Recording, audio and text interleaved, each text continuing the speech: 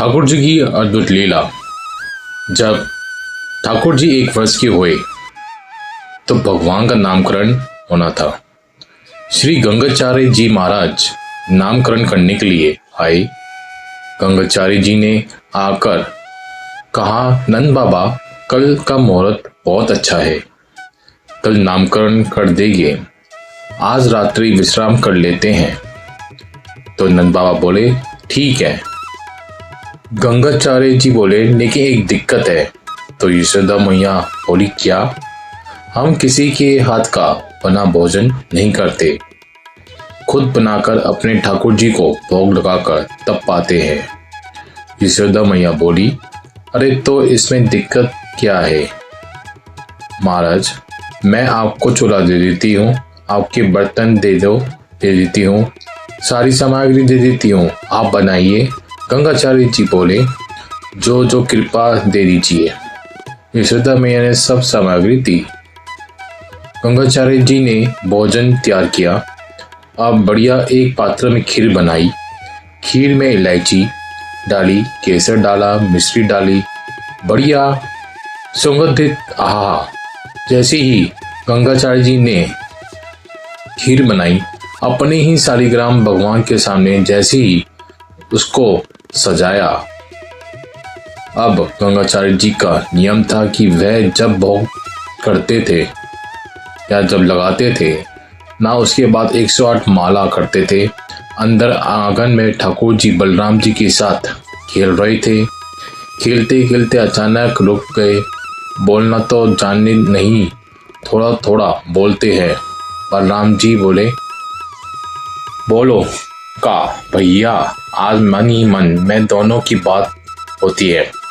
ठाकुर जी बोले भैया आज एक बहुत जोर का भगत आया हो, नामकरण कर रहे आया हो, हमारे माँ ने ऐसी जोर की खीर बनाई है, वहाँ मैं बढ़िया केसर डाली है, इलायची डाली है और मिश्री डाली है, बिल्कुल रबड़ी जैसी खीर है। मेरा तो मुंह में पानी आ रहा है, खाने का जी कर रहा है, मन कर रहा है। ताऊ जी बोले तो फिर रुको, कहो को चलो, जहाँ बढ़िया लगे तो मैं भी बुला लूँगा। ठाकुर जी बोले ठीक है। गुटमुन गुटमुन गुटमुन चल के ठाकुर जी जैसे तैसे मटक मटक के बाहर पहुँचे। यहाँ गंगाचार्य जी बैठे थे, नाम जप कर रहे थे। उनका आगे उनके शालिग्राम भगवान के सामने खीर रखी हुई थी। ठाकुर जी ने उठाई और गोद में रख के बढ़िया प्रेम से पान लगे, मुंह पर पूरे पर लगा लिया, नाक पर लग गई। गंगाचार्य जी की जैसे ही भजन पूर्ण हुआ, माला नीचे रख के जो ही मेरे साली की खीर खा गई, तभी देखो तो थोड़ी दूर पर ही महाराज हाथ पांव सब सने हैं, मुंह पर पूरी खीर गिरी है और नीचे फैली पड़ी है और ठाकुर जी प्रेम भाव से खीर खा रहे हैं। और जैसे ही गंगाचार्य जी ने देखा तो हंसने और लगे। तो दतुआ दिख रही है। ठाकुर जी की अभी 2 ही दांत आए हैं और यशोदा देख तेरे लाला ने कहा क्यों मेरे ठाकुर जी को भोग झूठा कर दियो। सबरो यशोदा मैया थोड़ी दौड़ी और बोले बाबा बाबा बाबा, नाराज मत हो, ये छोटा बालक है, आप क्षमा कर दियो। बोले देख पूरी खीर खा गयो। मैया ने लालजी को उठाया, पीतल ले जाकर आंगन में छोड़ दिया। गंगाचार्य जी ने फिर से खीर बनाई, ठाकुर जी से क्षमा मांगने लगे। बोले वह छोटा बालक है, नाम क्षमा, अब बार भोग लगाओ। जैसी हृदय वस्तु गोविंद नाम जप करने लगे, ठाकुर जी उतरे और धीरे धीरे खिड़की खोली, दरवाजा खोला, गुटमुन गुटमुन गुटमुन चलकर के बाहर आए, उठाया खीर का पात्र।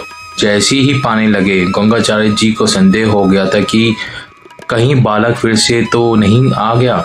जैसे ही नेत्र खोलकर देखा तो नन्हे गोपाल जी की 4 भुजा प्रकट हो गई। शंख चक्र गदा ठाकुर जी ने अपनी ही भुजाओं के धारण कर लिया। चतुर्भुज नारायण के रूप में नन्हे से बालक के रूप में ही प्रकट हो गए।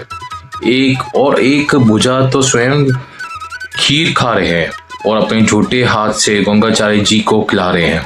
गंगाचार्य जी नतमस्तक हो गए, बोले, नाथ क्षमा करना, मैं आपके रूप को पहचान नहीं पाया।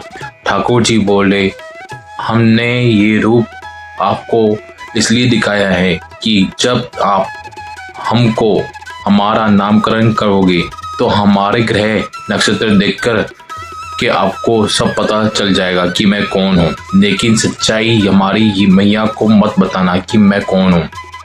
आपको छुपाना है कि मैं परमात्मा हूँ। मैया भी मुझसे प्रेम करती है, मुझे दुलारा करती है, मुझे बहुत स्नेह देती है। यदि वाक को पता चल गया कि मैं भगवान हूँ तो कहीं मंदिर में आवेगी, पुजारी जी ये की पूजा करो, भगवान है। तो इस तरह भगवान श्री कृष्ण ने गंगाचार्य जी को बताया कि ये बात मत बताना कि मैं कौन हूँ, ये मेरी माँ से छिपा के रखना, नहीं तो मुझे माँ का ममता प्यार नहीं मिल पाएगा। अगर आपको ये कहानी अच्छी लगी हो तो लाइक एंड सब्सक्राइब कीजिए। धन्यवाद।